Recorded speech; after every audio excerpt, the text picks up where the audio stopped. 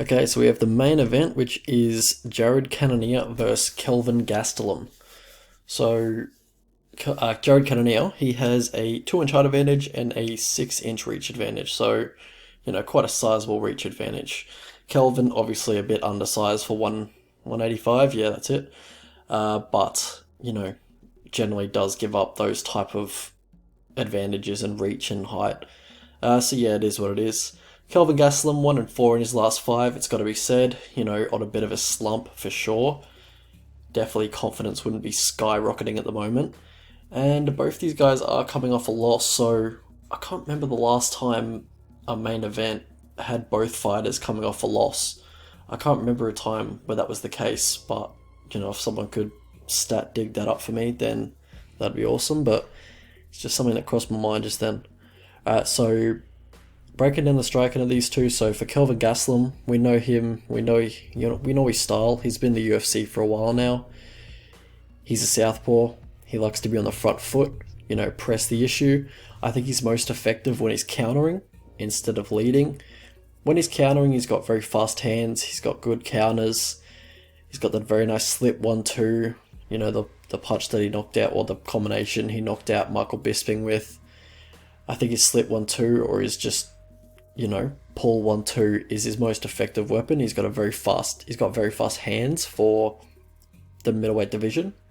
And with Cannonier, he will kind of lean back with his chin in the air to avoid straight punches. And if he's leaning back on the one or the jab of Kelvin, and Kelvin throws the 1-2, I feel like that's going to catch him at quite a high clip. Because, he does have that tendency to just lean back with his chin in the air, or just take a step back and lean back.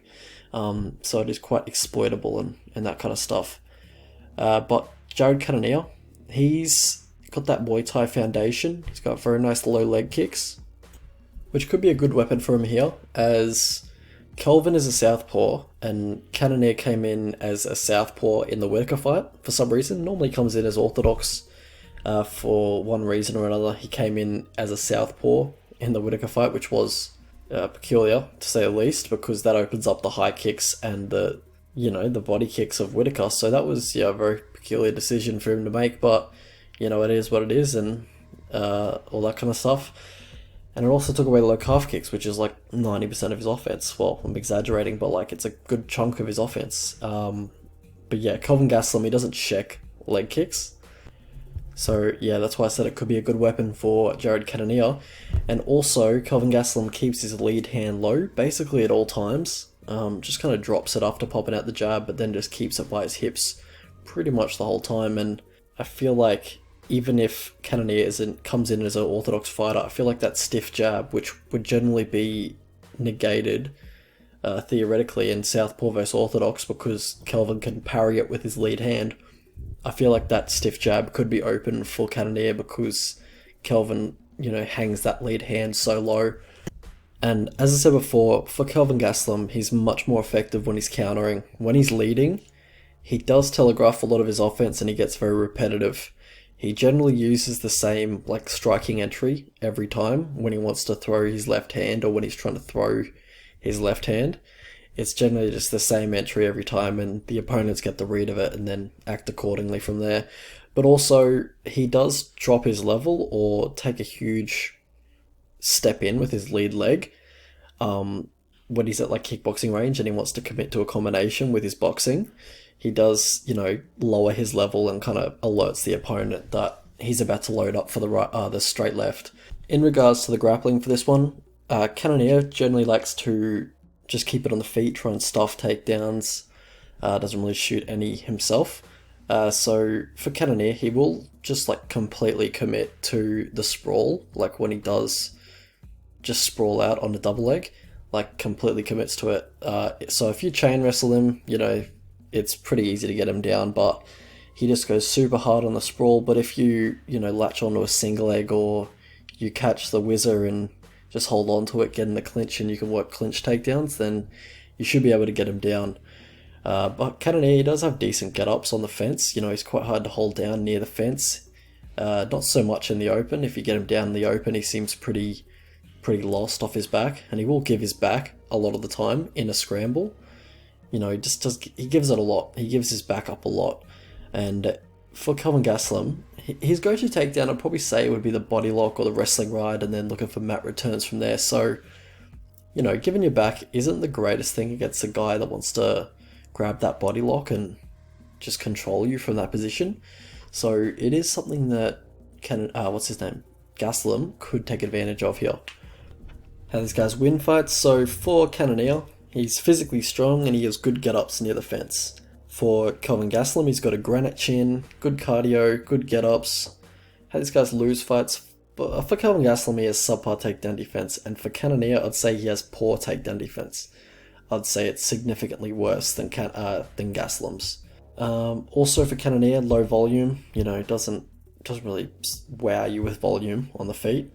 And for Kelvin Gastelum, it's the grappling tendencies. I didn't mention that here because Cannonier isn't that guy, not that guy. But yeah, poor fight IQ from Kelvin Gastelum, just more so on the mat, just makes a lot of mistakes in grappling situations, grappling exchanges. Yeah, it's not something Cannonier is going to really look to or just take advantage of, so I didn't really mention it here, but it's something I mentioned in the last Kelvin Gastelum video.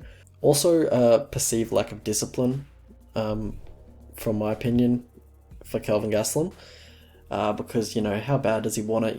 He's really should be at 170, now he has to fight these killers at 185, and, just diet, bro, just diet. But yeah, it is what it is. Lack of discipline, that's what's got him to this position. Now he's fighting at middleweight, and I guess he could ask to move back down, but we'll get into that in a sec, but it is what it is. Path to victory for Kelvin Gastelum. Be the aggressor, get in boxing range, push a pace on him, keep the volume up, because yeah, I think you can beat him with the pace and the volume.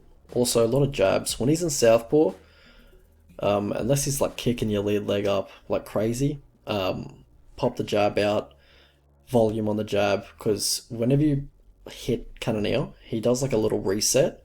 It's like a tick, and he isn't much of a counter puncher, so you can really just pop the jab out whenever you want, and there's not too many repercussions really.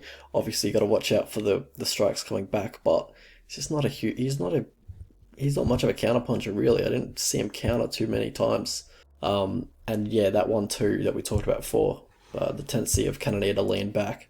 For Cannonier on the feet, look to take the front foot, establish that with jabs, with feints.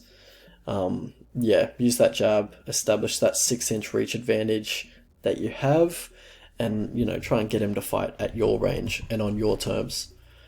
Look for leg kicks if you're going to come in as a southpaw. Look for body kicks and high kicks if you're an orthodox. Look for that rear uppercut. If he's telegraphing his takedown entries, the one that you caught Hermanson with, look for that rear uppercut, to put his lights out. Alright, so for Kelvin Gastelum, I think not primarily, but just mix this in a lot, is the grappling side of things. Blast double over his leg kicks. Don't let him just kick your leg at will. So just, make him give him something to think about. Blast double over the leg kicks. Try and take him down in the open, because I don't think his get-ups are very good in the open. If he does give his back, look for that wrestling ride, and then, trips from there, mat returns from there. And if you go for the double leg in the open, anticipate that sprawl, because he goes really hard out in the sprawl, and doesn't give himself too much space to maneuver after that. So after he sprawls, turn the corner, take the back. Don't just give up on the takedown if he sprawls, because he doesn't have too much. His first line of defense on the takedown is good, but after that, it's not so much. Alright, so how I see this fight going? I reckon the striking's going to be competitive. Both are going to be landing. The straight lefts and the leg kicks of Cannonier are going to be landing. The 1-2s and the jabs of Gastelum are going to be landing. I think Gastelum's going to be able to take Cannonier shots better than Cannonier can take Kelvin shots. Kelvin's got a chin made of granite, and Cannonier, he just hasn't displayed the best chin throughout his career. Plus, he's 37 now, so chin generally isn't something that gets better with age. I think Cannonier's power is a little bit overrated. I think it's a bit more based on narrative than actual fact. Like, yeah, he has power, obviously, but like not touch of death or anything of the sort like that, like people make it out to be. I honestly think Izzy called him the dark horse of the division, just so fans would get on board and push for that fight and get Cannonier a title shot. Like, Izzy's a smart guy. I think he was doing that because he knows it's an easy fight.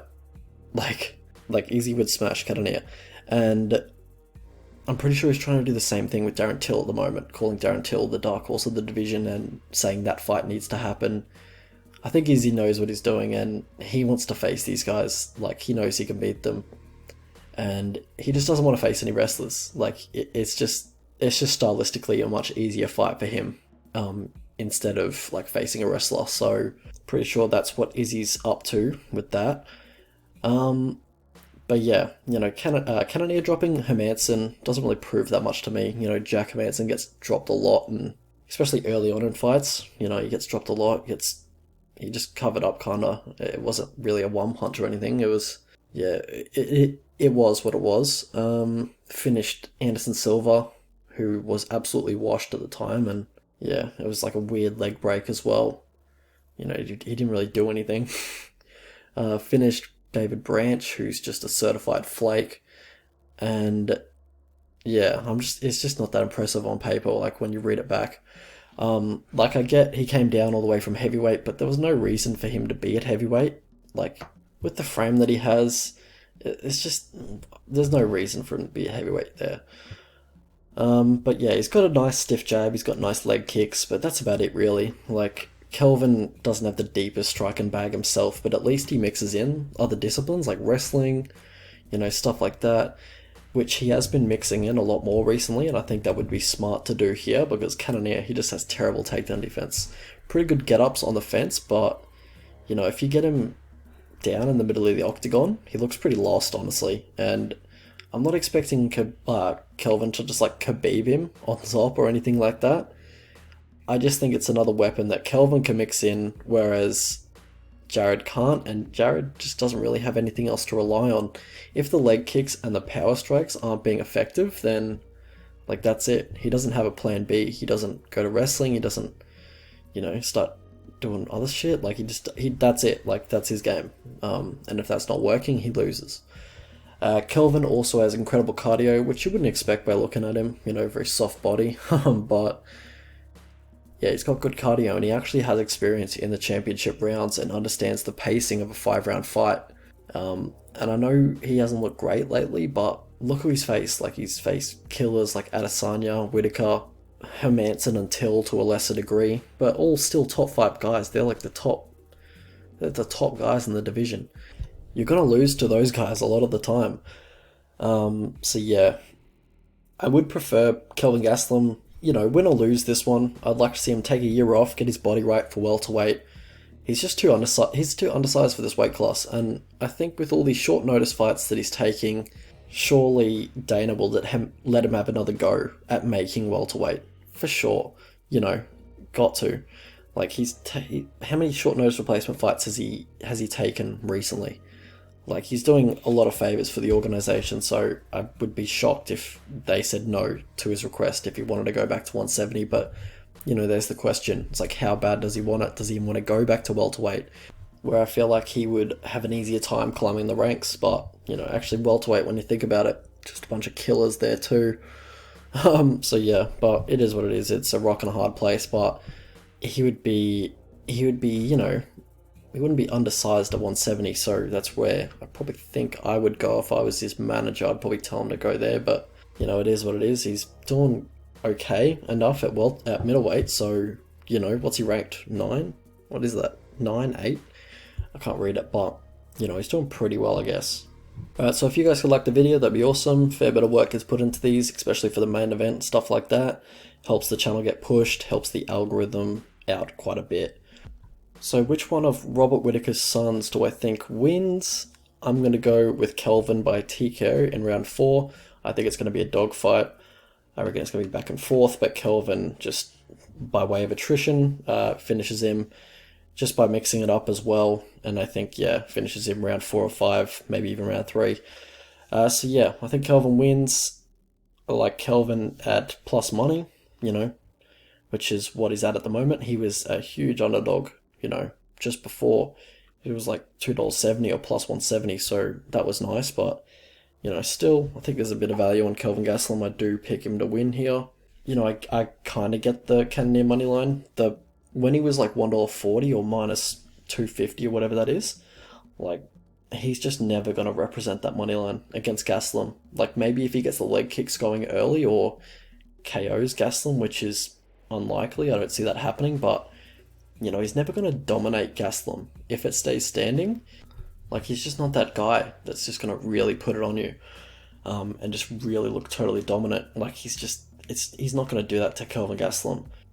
So I think one of those scenarios that I mentioned before has to happen at a pretty high clip if you were gonna lay chalk on Cannonier. But yeah, I think Kelvin should be the favourite, but I understand why Cannonier is the favourite because of Kelvin's, you know, success lately. But you know, what's Cannonier been doing lately? Like, I can't remember last time he won. Was it like 2019? Was it Hermanson? But yeah, it is what it is. Yeah, I got Gastelum to win, and I think it's going to be a dogfight.